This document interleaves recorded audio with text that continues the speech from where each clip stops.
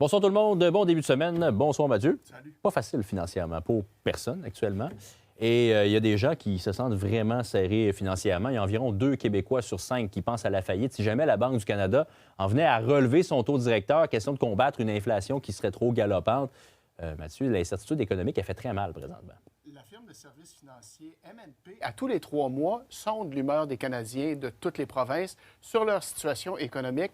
Malheureusement, c'est au Québec que la marge de manœuvre est la plus faible de toutes les provinces canadiennes.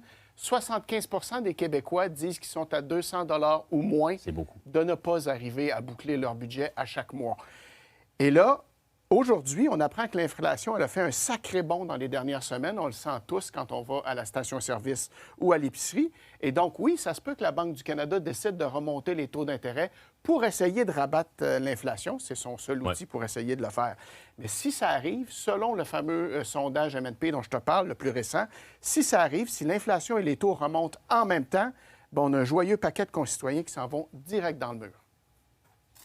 Dans le dernier sondage, on avait 53 des répondants qui disaient qu'une augmentation des taux d'intérêt ou de l'inflation allait avoir un impact significatif sur leurs finances personnelles et les mettre dans le trou. Puis on avait 40 des répondants qui allaient aussi loin de dire que s'il y avait une augmentation dans les prochains mois, bien, ils pouvaient se retrouver dans une situation où faire faillite était une option là, qui était envisageable. Les problèmes financiers ne font plus de discrimination en fonction des revenus. On a de plus en plus de personnes, tout revenus confondus, qui ont besoin d'accompagnement. C'est vrai ça, les gens qui sont les mieux nantis sont inquiets aussi? Il n'y a pas si longtemps, mettons, la pandémie et après, là, c'était surtout les strates de revenus inférieurs qui étaient les plus frappés par l'incertitude économique. Et là, effectivement, comme le dit M. Clich, c'est toutes les strates de revenus qui sont touchées, y compris les plus fortunés. La preuve, Jean-Simon, c'est que pour payer de l'impôt au Québec et au Canada, il faut quand même gagner un peu d'argent. Hein? Les gens les plus pauvres ne payent pas d'impôts. Bien là, on est rendu à avoir du monde qui disent qu'ils ont juste plus d'argent pour payer le fisc cette année.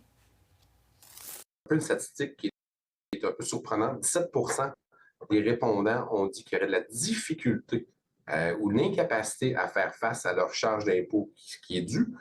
J'ai 9 des gens qui disent en plus d'avoir la difficulté, il faudrait que j'emprunte pour y arriver. Et j'ai un 15 qui dit pour payer mes impôts, il va falloir que je pige de mon épargne en soi.